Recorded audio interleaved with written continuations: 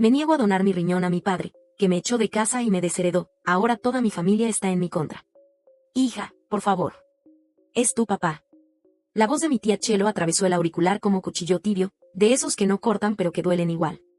Yo estaba limpiando el polvo de mi departamento de renta, ese cuchitril en esa que apenas mide 4x4, donde pago 3.500 al mes porque no pude quedarme con nada. Literalmente, nada. ¿Y él pidió hablar conmigo? Pregunté, aunque ya sabía la respuesta. Silencio del otro lado. Luego, el clásico, es que está muy delicado, mija. La diabetes le está matando los riñones. El doctor dice que sin donador. Que se ponga en la lista de espera, corté. Como toda la gente. Pero tú eres compatible. Su voz ya no era súplica, era reclamo. Ese tono que todas las mujeres de mi familia dominan, esa mezcla de chantaje y fe católica mal entendida. Y Diosito te puso en el lugar correcto, en el momento exacto. Es una señal. Apoyé el trapo en la repisa de triple I y miré mis manos. Las mismas manos que a los 14 años aprendieron a hacer tortillas a la fuerza porque mi madre se fue y alguien tenía que dar de comer a mis hermanos. Las mismas manos que empacaron sus maletas cuando él me gritó que me largara, que no era más que una mantenida que no daba el ancho en la universidad. La misma sangre que corre por mis venas y que ahora, resulta, es la única que puede salvarlo. Oh no, tía. Colgué. Eso fue hace 3 semanas. Ahora estoy sentada en la sala de espera del Hospital General, oliendo ese olor inconfundible a cloro, medicamento y rendición. No vine por él. Vine porque mi hermano menor, Diego, el de 19, el que todavía vive en esa casa, me mandó un mensaje a las 5 de la mañana. Vieja, creo que se nos va. Ven aunque sea por mí. Y aquí estoy.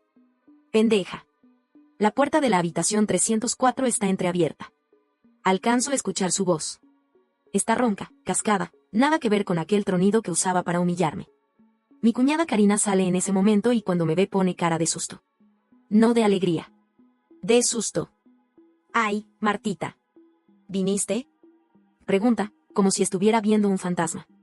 No vine por él. Vine por Diego. Ella siente, pero no se mueve. Me bloquea el paso. Ahí entendí. ¿Qué pasó? Pregunté. Es que, tu papá ya sabe que estás aquí. Y quiere verte. El estómago se me hizo nudo. Tragué saliva. Pues que espere al especialista, respondí, tratando de sonreír, de parecer más fuerte de lo que me sentía. Martita, Karina bajó la voz, él dice que si no eres tú, prefieren no recibir nada de nadie. Ni de la lista de espera. Dice que si su propia hija lo desprecia, mejor se deja morir. Sentí el calor subirme por la nuca. Ese viejo manipulador. Ese hijo de ese hombre que me sacó a patadas a los 18, que me dijo que si me iba no volviera, que borró mi nombre del testamento como quien tacha una falta de ortografía. Y ahora resulta que yo soy la que lo desprecia. Pues que se muera, susurré, y supe que me escucharon porque el pasillo se quedó en silencio. Pero justo en ese momento, la puerta se abrió del todo. Y apareció él. No sé qué esperaba ver. Tal vez al monstruo de mi infancia erguido y amenazante. Pero el señor que vi era un desconocido flaco, amarillento, con ojeras moradas y una bata que le quedaba enorme. Tenía una sonda, un suero, y unos ojos que por primera vez en 24 años no me miraban con desprecio. ¿Me miraron con miedo? Pase, Martita, dijo, con una voz que sonaba a papel de estraza. No muerdo. No me moví. Ya sé que no quiere darme nada, continuó. Solo quiero que me vea. Que vea lo que usted no me va a perdonar. Y entonces, frente a todo el pasillo, este hombre que jamás me pidió perdón por nada, soltó un suspiro tan hondo que pareció desinflarse. Me quedan días, no meses, dijo. Y no quiero irme sin decirle por qué la eché. Sentí a Diego detrás de mí, su mano en mi hombro, temblorosa. Y supe que en esa habitación no solo estaban esperando mi riñón. Estaban esperando que yo me rompiera. La puerta de la 304 tenía el marco de metal despintado, como si cientos de manos se hubieran aferrado ahí antes que yo. Como si el edificio mismo supiera de despedidas. Martita, repitió él, y esa voz ronca ya no exigía, ya no ordenaba. Era un hombre con una sonda y los ojos hundidos, pidiendo permiso para hablar. No respondí. Pero tampoco me fui. Diego me empujó suavemente, apenas la presión de sus dedos en mi espalda. 19 años y ya cargaba con esa mirada de adulto prematuro, la misma que yo había tenido a su edad. La misma que te sale cuando aprendes que en esta familia el cariño se negocia y el perdón se cobra. Crucé el umbral. La habitación olía a alcohol, a sábanas sudadas, a ese olor dulzón que tienen los enfermos crónicos cuando el cuerpo empieza a rendirse. Mi padre señaló la silla de plástico junto a la cama. Me senté en el borde, sin soltar la correa de mi bolso, lista para huir. «Usted se acuerda», empezó, sin mirarme, «de aquel diciembre». No preguntó. Afirmó. Como si mis recuerdos también le pertenecieran. «¿Usted se acuerda que llegó tarde esa noche?» Sí. Me acordaba. 10 de la noche y yo volvía de la biblioteca. Últimos exámenes del primer semestre. Él esperaba en la sala con el cinturón desdoblado sobre las piernas, como quien afila un cuchillo antes de la cena. «Yo no llegué tarde», respondí, y mi voz salió más firme de lo que creía. «Llegué a las 9:47. Usted me lo recriminó al día siguiente durante el desayuno. Dijo que si quería vivir como hombre, pagara como hombre». Él cerró los ojos. Por un momento pensé que se había dormido, o que fingía. Pero entonces sus dedos, esos dedos que alguna me arrancaron del cabello, empezaron a tamborilear sobre la colcha. «Usted siempre fue mi orgullo», dijo. Soltó una risa corta, amarga. Una risa que no le conocía. La más lista, la más necia, la que no le pidió perdón a nadie. Igualita a mí. Y por eso. Cayó. La máquina de signos vitales pitó una vez, 2 veces, hasta que él respiró hondo y se normalizó. Por eso la eché. Mi tía Chelo entró en ese momento con un vaso de agua. Lo dejó en la mesita y me miró con esos ojos de mártir que pone cuando cree que Dios le debe favores. Yo la ignoré. «¿Por qué?», pregunté. Y odié que mi voz temblara. Odié que después de 6 años él todavía pudiera hacerme esa pregunta con solo nombrar el pasado. Mi padre tardó en responder. Cuando lo hizo, no me miró a mí. Miró el techo. «Porque su mamá se fue», dijo. «Y yo me quedé con 3 hijos, una casa hipotecada y un trabajo que odiaba. Y usted llegaba con sus libros, con sus notas perfectas, con su futuro brillante. Y yo». Se llevó la mano al costado, donde supongo que le dolían los riñones que ya no funcionaban. «Yo no quería que usted terminara como yo. Atrapada. Resentida. Cuidando a gente que no le pidió que los cuidara». El silencio que siguió fue tan denso que podía masticarlo. «Me está diciendo», empecé, midiendo cada palabra, «que me echó para ayudarme». Él no confirmó. Tampoco negó. «Le tengo que confesar algo», dijo en cambio. «Algo que ni Diego sabe. Algo de cuando su mamá se fue». Mi hermano se tensó a mi lado. Karina, que había entrado de puntillas, se pegó a la pared como si quisiera desaparecer. Y yo sentí que el suelo se inclinaba. «Que ella no se fue porque quisiera», susurró mi padre. Yo la obligué a irse». Las palabras cayeron como baldazo de agua fría. Yo tenía 14 años cuando mi madre empacó una maleta pequeña, me besó la frente y me dijo: «Cuida a tus hermanos». No lloró. No dio explicaciones. Solo se fue. Y yo siempre creí que fue porque no nos quiso lo suficiente. «Usted estaba chica», continuó él. «Usted no veía lo que yo veía. La forma en que ella la miraba a usted. El orgullo con que hablaba de sus calificaciones, de sus maestros, de su futuro. Un día me dijo: Martita va a ser alguien, no como nosotros». Y yo supe. Hizo una pausa. Tosió. El sonido era húmedo, profundo. Supe que ella iba a llevársela. Que un día iba a volver por usted, y usted se iba a ir con ella. Y yo no podía permitirlo. La náusea me subió por la garganta. «¿Por qué no?», pregunté, apenas un hilo de voz. Mi padre me miró entonces. Por primera vez en toda la conversación, sus ojos se clavaron en los míos. Y lo que vi ahí no fue culpa. Fue miedo. «Porque usted era lo único bueno que yo había hecho en la vida», dijo. «Y yo no soy buen hombre, Martita. Pero quería que usted se quedara. Aunque fuera odiándome. Aunque tuviera que echarla para que no se fuera sola». El monitor cardíaco aceleró su ritmo. Yo dejé de respirar. Entonces, dije, y mi voz ya no era mía, era la de una niña de 14 años que todavía no entiende por qué su madre la abandonó: «¿Usted no me echó por rebelde? ¿No me desheredó por ingrata?». Él no respondió. Solo cerró los ojos. Y en ese momento entendí que toda mi vida adulta, todo lo que había construido a base de rencor y supervivencia, se sostenía sobre una mentira. Pero la pregunta que realmente me quemaba los labios no era si él me había echado por amor o por egoísmo. La pregunta era: ¿por qué mierda me estaba contando todo esto ahora? Justo cuando necesitaba que yo le salvara la vida. El pitido del monitor se volvió insistente. Una enfermera entró corriendo, nos pidió que saliéramos. En el pasillo, Diego me sostenía el brazo como si yo fuera a desmayarme. «Martita», dijo, «él te está pidiendo perdón». A su manera, pero... No, lo corté. Él no está pidiendo perdón. Él está entregando pruebas de descargo. Mi tía Chelo me tomó del hombro. Se lo saqué de un manotazo.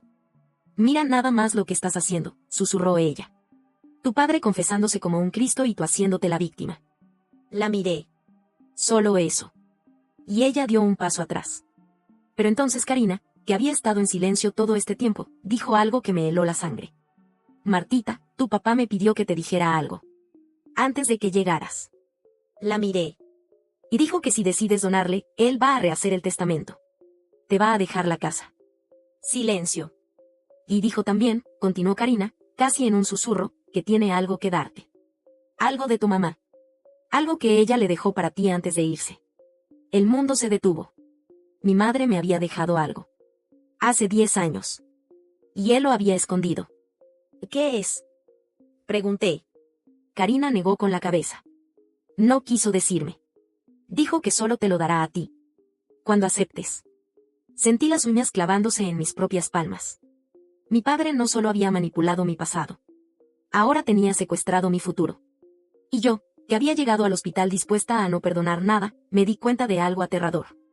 Necesitaba saber que me había dejado mi madre. Y él lo sabía.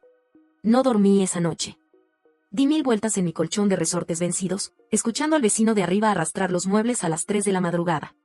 El techo de mi departamento tiene una mancha de humedad con forma de continente, y me quedé mirándola hasta que la luz gris del amanecer la borró. Algo de tu mamá.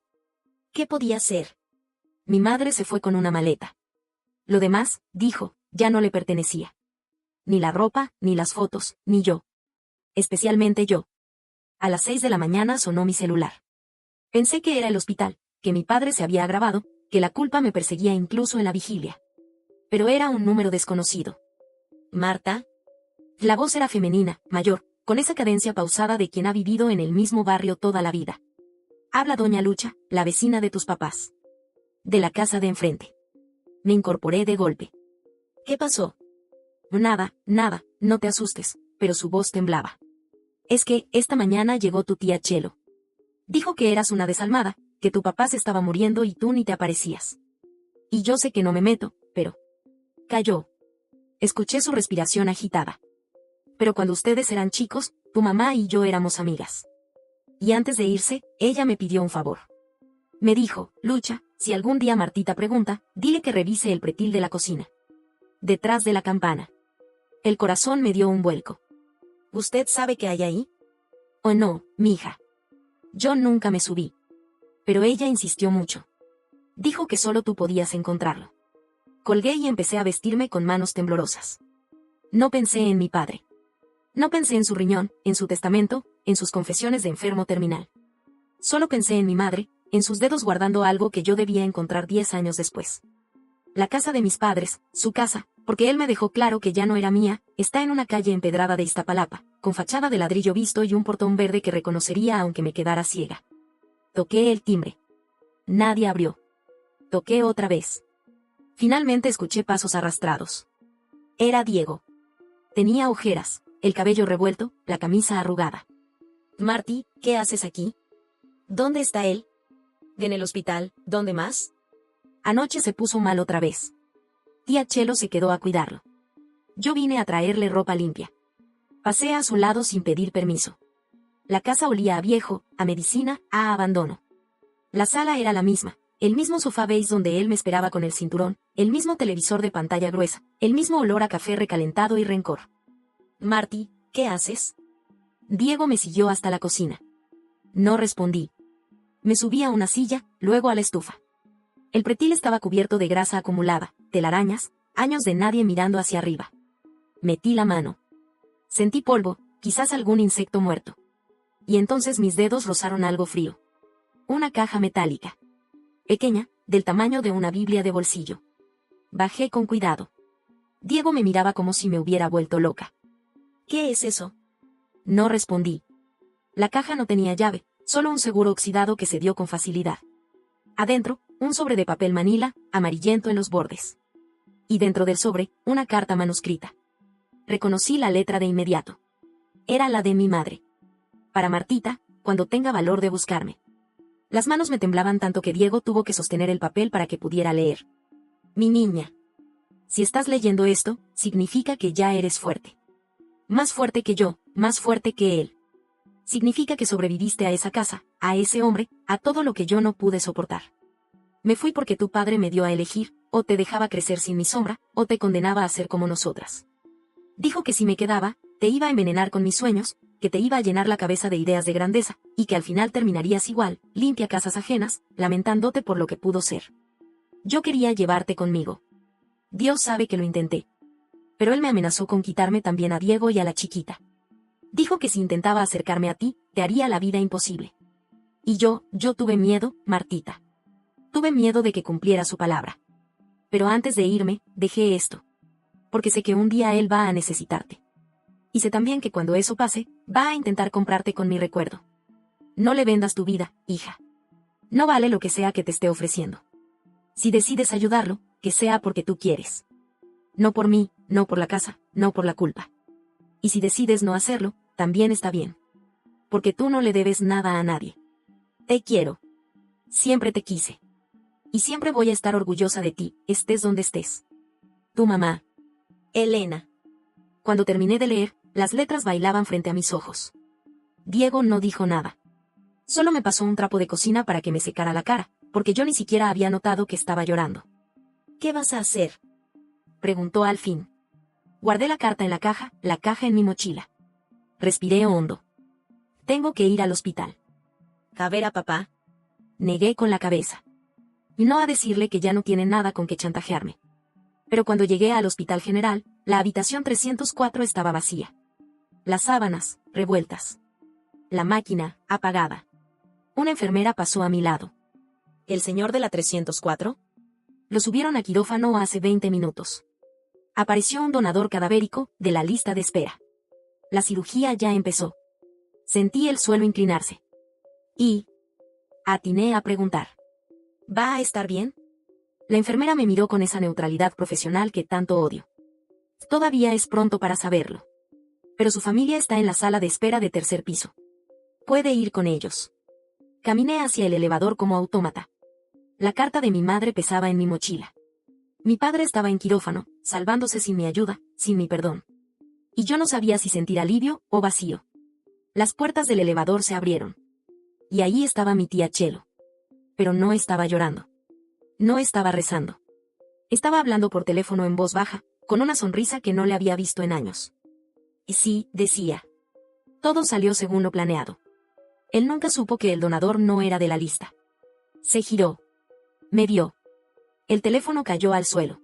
El teléfono rebotó en el linóleo con un golpe seco, hueco, como hueso contra cemento. Mi tía Chelo se quedó con la mano extendida, los dedos aún curvados como si sostuvieran el aparato invisible.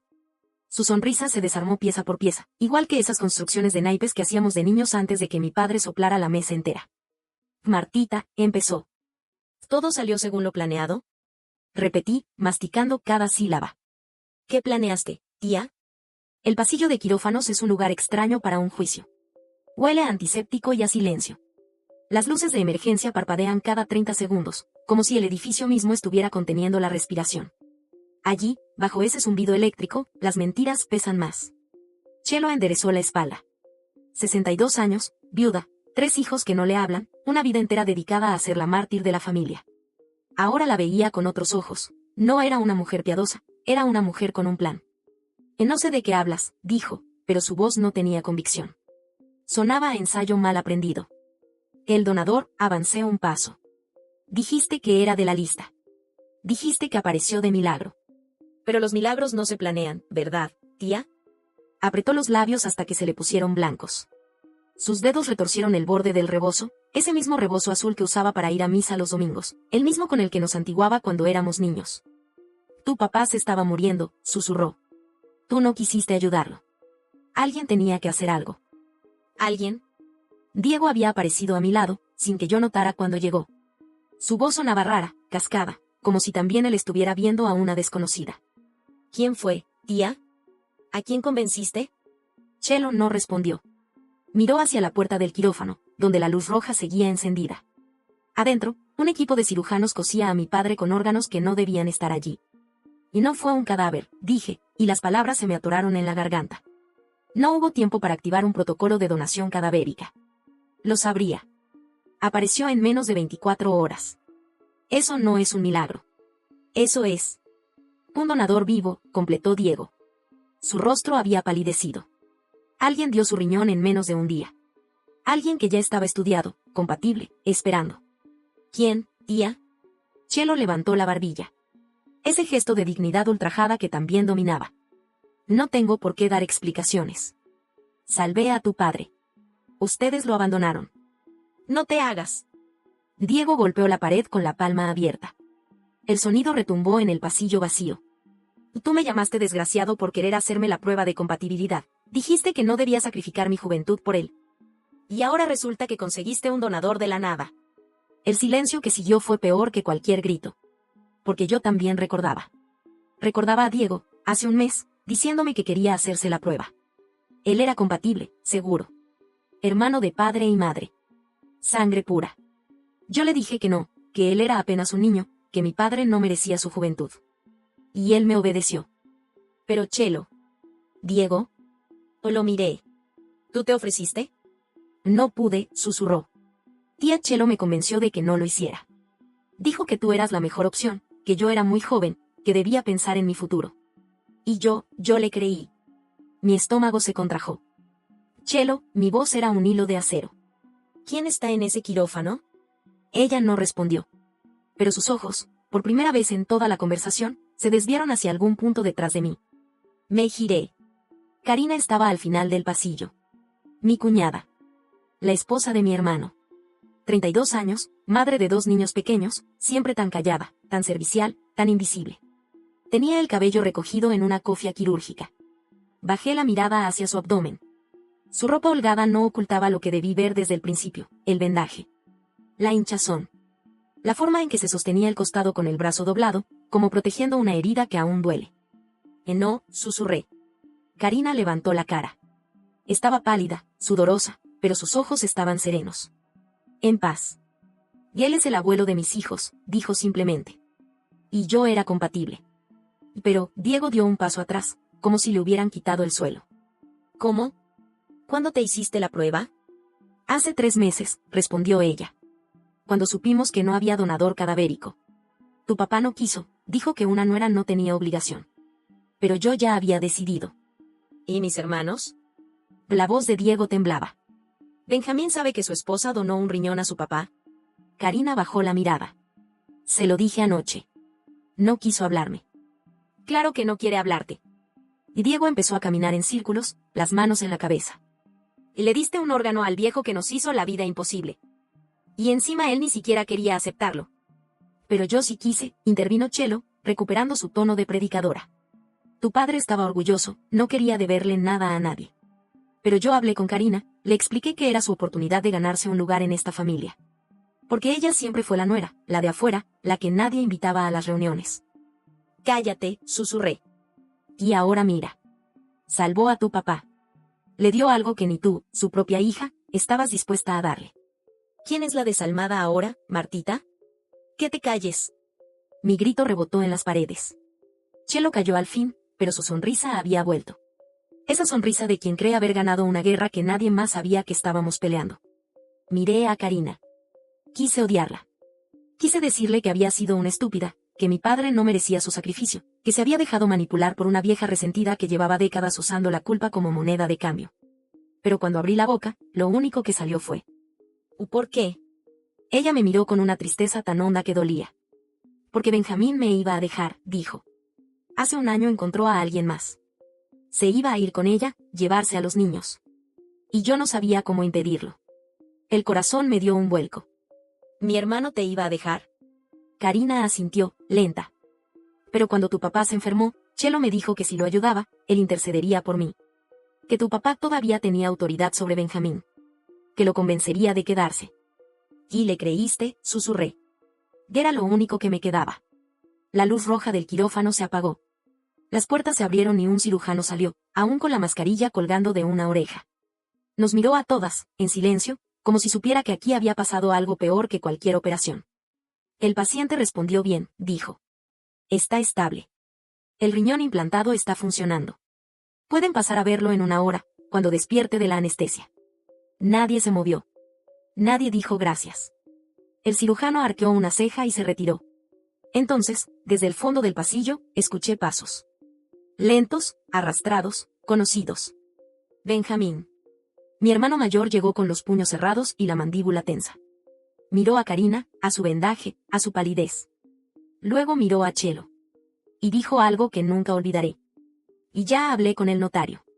Mi papá alcanzó a firmar la modificación del testamento antes de la cirugía. Chelo se irguió. ¿Ves? Me dijo. Tu papá no es ningún desagradecido. La casa será para Karina. Para la mujer que le salvó la vida. No para la hija que lo abandonó. Benjamín la miró con una frialdad que no le conocía. Oh no, tía. La casa no es para ella. Pausa. Es para mí. El silencio cayó como losa. Él me la dejó a mí, continuó Benjamín. Por ser el único hijo varón que veló por él. Por no abandonarlo como mis hermanas. Esas fueron sus palabras. Karina abrió la boca. La cerró. Su rostro, ya pálido, se volvió transparente. Pero, yo doné, susurró. Tú me dijiste que. Yo no te dije nada, la cortó Benjamín. Tú solita decidiste hacerlo. Yo solo no te detuve. Y entonces, por primera vez en toda mi vida, vi a Karina romperse. No lloró. No gritó. Solo se dobló sobre sí misma, abrazándose el costado, como si el riñón que le habían extraído también se hubiera llevado su última esperanza. Yo no me moví. Porque en ese momento entendí algo terrible. Mi padre no necesitaba mi riñón. Nunca lo necesitó. Necesitaba mi sumisión. Necesitaba que yo, la hija rebelde, la que se atrevió a irse, volviera arrastrándome. Y ahora, desde una cama de hospital, dopado de morfina y cosido con órganos ajenos, había logrado lo que siempre quiso. Dividirnos. Miré a mi tía, que veía su castillo de naipes desmoronarse. Miré a Benjamín, que acababa de vender a su esposa por una herencia. Miré a Karina, que había entregado un pedazo de su cuerpo para recibir nada. Y entonces, desde mi mochila, la carta de mi madre pesó como un reproche. No le vendas tu vida, hija. Pero yo ya no tenía nada que vender. Ellos ya me habían quitado todo. La hora que pasó antes de que nos permitieran entrar se me hizo eterna. No hablé con nadie. Me senté en una de esas sillas de plástico naranja que parecen diseñadas para que no quieras quedarte. Saqué la carta de mi madre y la leí otra vez. Y otra. Hasta que las palabras ya no eran letras sobre papel amarillento, sino la voz de ella en mi cabeza, diciéndome lo que siempre supe y nunca quise aceptar. Tú no le debes nada a nadie. Cuando la enfermera abrió las puertas, todas nos levantamos al mismo tiempo. Un pequeño ejército de mujeres rotas y hombres ambiciosos, desfilando hacia la habitación del patriarca. Solo 2 personas a la vez, advirtió. Benjamín se adelantó, como si su primogenitura le diera derecho de paso. Chelo lo siguió. Yo me quedé en el umbral, observando.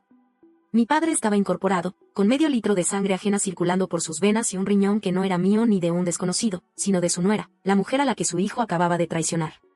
Tenía los ojos abiertos, vidriosos por la morfina, pero cuando me vio, enfocó. Martita, dijo. Su voz sonaba distinta. Más débil, sí, pero también más humana. Pase, dijo Benjamín, haciéndose a un lado con una cortesía que me puso los pelos de punta. Papá quiere hablar con usted. Usted. Ni siquiera mi nombre. Había algo en la forma en que lo dijo, como si ya no fuera su hermana, sino una acreedora a la que había que liquidar. Entré. La habitación olía a medicamento y a victoria. Las máquinas pitaban en intervalos regulares, ajenas al drama humano que se cosía entre sus cables. Mi padre me miró y, por un instante, vi algo parecido al arrepentimiento. Supe lo de la carta, dijo. La de su mamá. Guardé silencio. Doña Lucha me mandó un recado con Diego. Dijo que usted ya sabe la verdad. Que yo no la eché por floja, ni por malcriada. Que la eché por... No terminó la frase. Tosió, un sonido seco y doloroso. Karina, que había entrado detrás de mí, se acercó a la cama por reflejo, como si su cuerpo aún no entendiera que ya no tenía que cuidarlo. ¿Por qué? Pregunté. La misma pregunta de siempre. La misma herida abierta. Mi padre cerró los ojos. Porque era mejor que me odiara a que se fuera con ella, susurró. Porque si usted se iba, yo me quedaba sin nada. Sin esposa, sin hija, sin propósito. ¿Y por qué? Porque ella era mejor que yo. Su mamá. Mejor persona, mejor madre. Y usted se parecía más a ella que a mí. Abrió los ojos. Estaban húmedos. No soportaba verla todos los días y saber que usted iba a ser todo lo que yo nunca fui.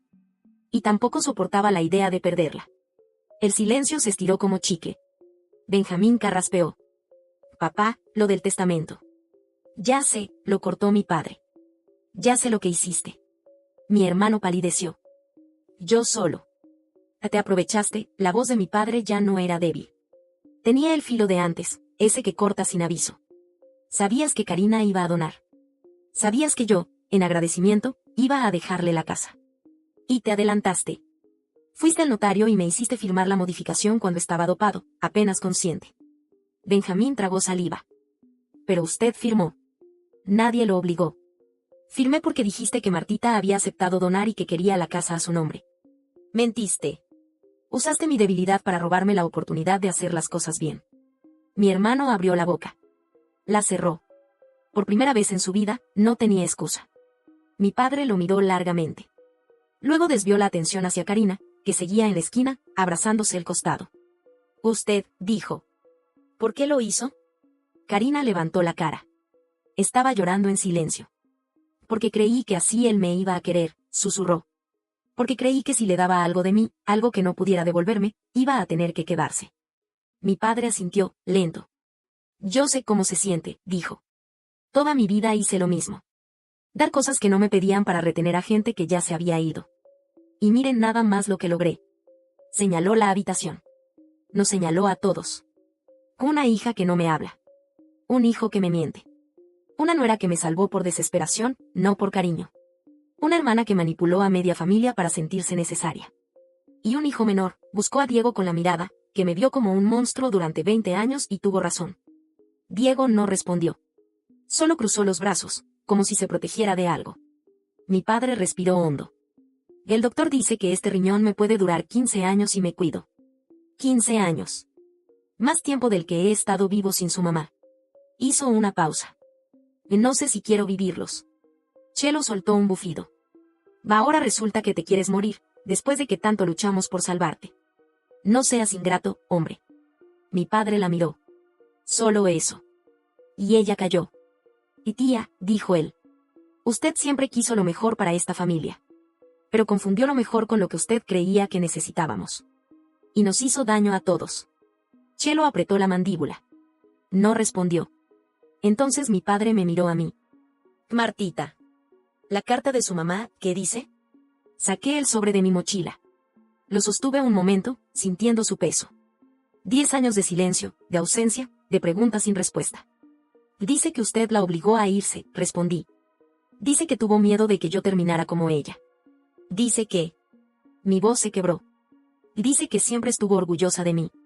Mi padre asintió. Una sola lágrima le rodó por la sien, perdiéndose en la almohada. Yo también, susurró. Siempre. Pero no supe decírselo. El pitido del monitor se aceleró. Una enfermera asomó la cabeza. Mi padre la despidió con un gesto. No le pido que me perdone, dijo. No le pido que done nada, ya es tarde para eso. Solo le pido. Tragó saliva. Solo le pido que no se vaya sin decir adiós. Como hizo ella. Miré la carta en mis manos. Miré a mi padre, diminuto en esa cama de hospital, reducido a lo que siempre fue, un hombre asustado que usó el odio como herramienta de construcción. No me voy a ninguna parte, respondí. Pero tampoco me quedo. Guardé la carta en mi mochila. Me levanté. Voy a vivir mi vida. La que usted no quiso que tuviera, la que mi mamá quiso para mí. Y no voy a pedirle permiso. Él asintió. Está bien, dijo. Está bien. Caminé hacia la puerta. Sentí las miradas de todos en mi espalda, la de Chelo, acusadora, la de Benjamín, calculadora, la de Karina, perdida, la de Diego, esperanzada. Me detuve en el umbral. La casa, dije sin volverme. No la quiero. Que la vendan, la repartan, la donen. Yo no necesito su herencia. Hice una pausa. Pero Karina sí. Ella dio algo que no se puede comprar. Y ustedes le deben algo que no se puede vender. Mi padre guardó silencio. Luego, muy despacio. Tiene razón. Benjamín empezó a protestar. Mi padre lo interrumpió. La casa será para Karina, dijo. Y si ella decide divorciarse, si decide quedarse con los niños, si decide no volver a verte en su vida, será su derecho. Porque usted perdió el suyo cuando la usó. Karina soltó un sollozo. Pequeño, contenido, como un animal herido que apenas aprende a respirar. Yo salí al pasillo. Diego me alcanzó en el elevador. ¿Te vas? Preguntó. Sí. ¿Vas a volver? Miré el botón brillante de la planta baja. No lo sé, respondí. Pero esta vez no me voy porque me echen. Me voy porque quiero. Las puertas se cerraron. En el vestíbulo del hospital, el sol de la tarde entraba por los ventanales. Afuera, la ciudad seguía su curso, indiferente a los finales y los principios. Saqué la carta otra vez. La leí por última vez. Siempre voy a estar orgullosa de ti, estés donde estés. Doblé el papel con cuidado. Lo guardé cerca del pecho. Y caminé hacia la puerta. 3 meses después, recibí un sobre. Remitente, Karina. Adentro, una foto de mis sobrinos en su nueva casa, su casa, ahora legalmente suya, y una nota breve. No me fui. Pero ya no estoy esperando que se quede. Gracias. Debajo, otra letra. La de Diego. El viejo está en rehabilitación. No toma, no fuma, no grita. Dice que quiere verte en Navidad. Yo creo que es puro show, pero quién sabe. A veces los milagros sí existen, nada más que no llegan como uno espera. Sonreí. Guardé la foto en el cajón, junto a la carta de mi madre. Afuera, la ciudad seguía. Y yo también. A veces perdonar no significa olvidar. Y a veces irse no es abandonar, es elegirse a uno mismo. ¿Tú qué hubieras hecho en mi lugar? Cuéntamelo en los comentarios, no olvides seguirme y dar like.